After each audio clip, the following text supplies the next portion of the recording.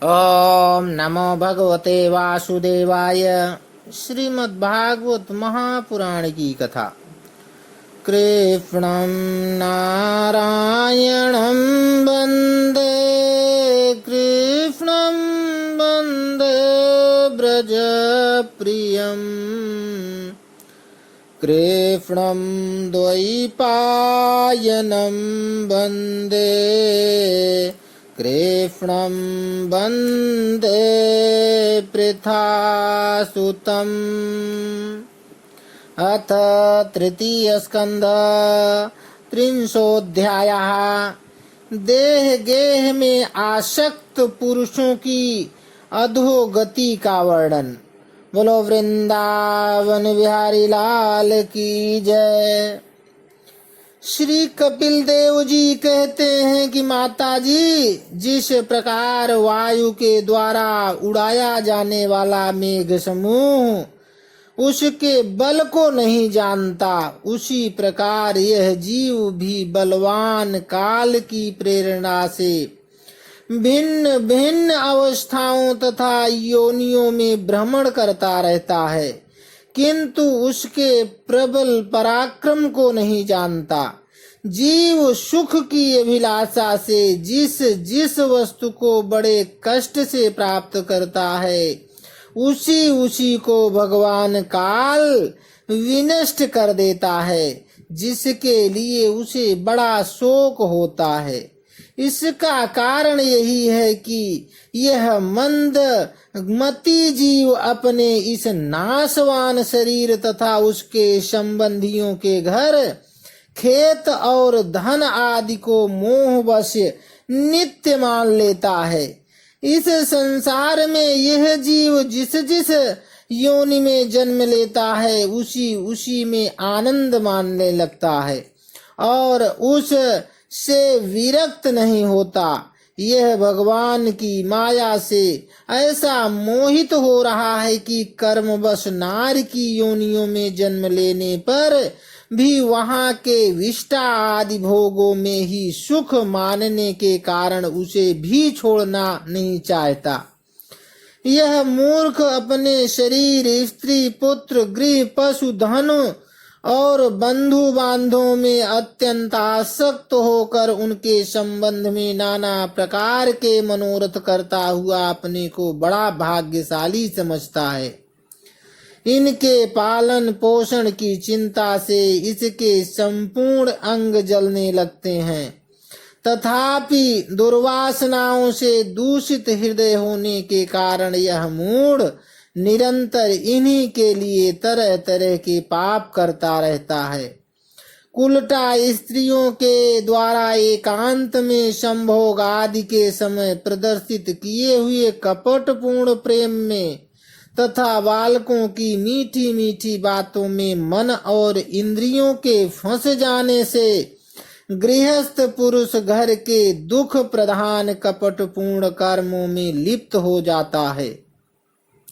उस समय बहुत सावधानी करने पर यदि उसे किसी प्रकार का दुख का प्रतिकार करने में सफलता मिल जाती है, तो उसे ही वह सुख सा मान लेता है। जहां तहां से भयंकर हिंसा वृत्ति के द्वारा धन संचय कर यह ऐसे लोगों का पोषण करता है जिनके पोषण से नरक में जाता है। स्वयं तो उनके खाने पीने से बचे हुए अन्न को ही खाकर रहता है। बार बार प्रयत्न करने पर भी जब इसकी कोई जीविका नहीं चलती, तो यह लोभवश अधीर हो जाने से दूसरे के धन की इच्छा करने लगता है। जब मंद भाग्य के कारण इसका कोई प्रयत्न नहीं चलता और यह मंद बुद्धि धनहीन होकर कुटुंब के भरण पोषण में असमर्थ हो जाता है, तब अत्यंत दीन और चिंतातुर होकर लंबी लंबी सांसें छोड़ने लगता है। इसे अपने पालन पोषण में असमर्थ देखकर वह स्त्री पुत्रादि इसका पहले के समान आदर नहीं करते। जैसे कृपण किसान बूढ़े बैल की उपेक्षा कर देते हैं, फिर भी इसे वैराग्य नहीं होता है। जिन्हें उसने स्वयं पाला था वही अब उसका पालन करते हैं। वृद्धावस्था के कारण इसका रूप बिगड़ जाता है, शरीर रोगी हो जाता है, अग्नि मंद पड़ जाती है, भोजन और पुरुषार्थ दोनों ही कम हो जाते हैं। वह मरणोन्मुख होकर घर में पड़ा रहता है और कुत्ते की भांति स्त्री पुत्रादि के अपमान पूर्वक दिए हुए टुकड़े खाकर जीवन निर्वाह करता है। मृत्यु का समय निकट आने पर वायु के उत्क्रमण से इसकी पुतलियां चढ़ जाती हैं। श्वास प्रश्वास की नलिकाएं कफ से रुक जाती हैं।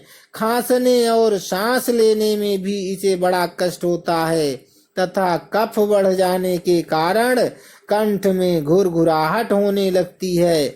यह अपने शोकातुर बंधु बांधवों से घिरा हुआ पड़ा रहता है और मृत्यु पास के वशीभूत हो जाने से उनके बुलाने पर भी नहीं बोल सकता।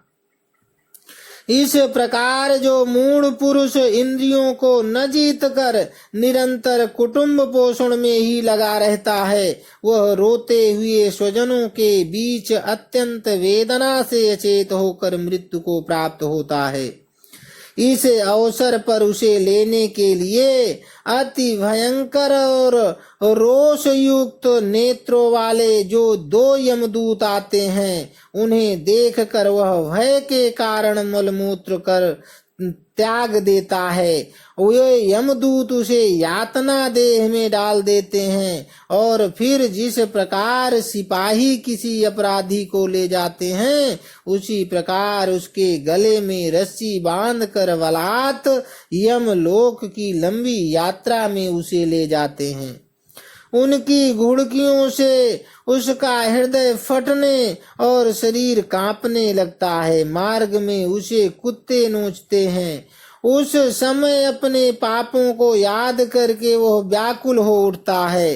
भूख प्यास उसे बेचैन कर देती है तथा घाम दावानल और लूओं से वह तप जाता है। ऐसी अवस्था में जल और विश्राम स्थान से रहित उस तप्त बालुकामय मार्ग में जब उसे एक पग आगे बढ़ने की भी शक्ति नहीं रहती, यमदूत उसकी पीठ पर कोड़े बरसाते हैं, तब बड़े कष्ट से उसे चलना ही पड़ता है। वह जहां तहां थक कर गिर जाता है, मूर्छा आ जाती है, चेतना आने पर फिर उठता है। इस प्रकार अति दुखमय अंधेरे मार्ग में अत्यंत क्रूर यमदूत उसे शीघ्रता से यमपुरी को ले जाते हैं। यमलोक का मार्ग 99,000 योजन है। इतने लंबे मार्ग को 2 ही 3 मुहूर्त में तय करके वह नरक में तरह तरह की यातनाएं भोगता है। वहां उसके शरीर को धधकती लकड़ियों आदि के बीच में डालकर जलाया जाता है। कहीं स्वयं और दूसरों के द्वारा काट काट कर उसे अपना ही मांस खिलाया जाता है। यमपुरी के कुत्तों अथवा गिद्धों द्वारा जीते जी उसकी आंतें खींची जाती हैं। सांप बिच्छू और डांस आदि डसने वाले तथा डंक मारने वाले जीवों से शरीर को पीड़ा पहुंचाई जाती है। शरीर को काट कर टुकड़े टुकड़े किए जाते हैं। उसे हाथियों से चिरवाया जाता है, पर्वत शिखरों से गिराया जाता है अथवा जल या गड्ढे में डालकर बंद कर दिया जाता है। ये सब यातनाएं तथा इसी प्रकार तामिस्त्र अंधतामिस्त्र एवं रौरव आदि नरकों की और भी अनेकों यातनाएं स्त्री हो या पुरुष उस जीव को पारस्परिक संसर्ग से होने वाले पाप के कारण भोगनी ही पड़ती हैं। माता जी, कुछ लोगों का कहना है कि स्वर्ग और नरक तो इसी लोक में है, क्योंकि जो नार की यातनाएं हैं वो यहाँ भी देखी जाती हैं।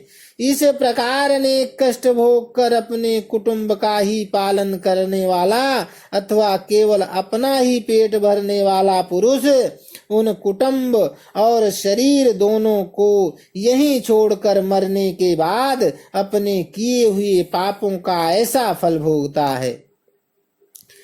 अपने इस शरीर को यहीं छोड़कर प्राणियों से द्रोह करके एकत्रित किए हुए पाप रूप पाथेय को साथ लेकर वह अकेला ही नरक में जाता है। मनुष्य अपने कुटुंब का पेट पालने में जो अन्याय करता है उसका दैव विहित कुफल वह नरक में जाकर भोगता है। उस समय वह ऐसा व्याकुल होता है मानो उसका सर्वस्व लुट गया हो। जो पुरुष निरी पाप की कमाई से ही अपने परिवार का पालन करने में व्यस्त रहता है वह अंधता मिश्र नरक में जाता है जो नरकों में चरम सीमा का कष्टप्रद स्थान है।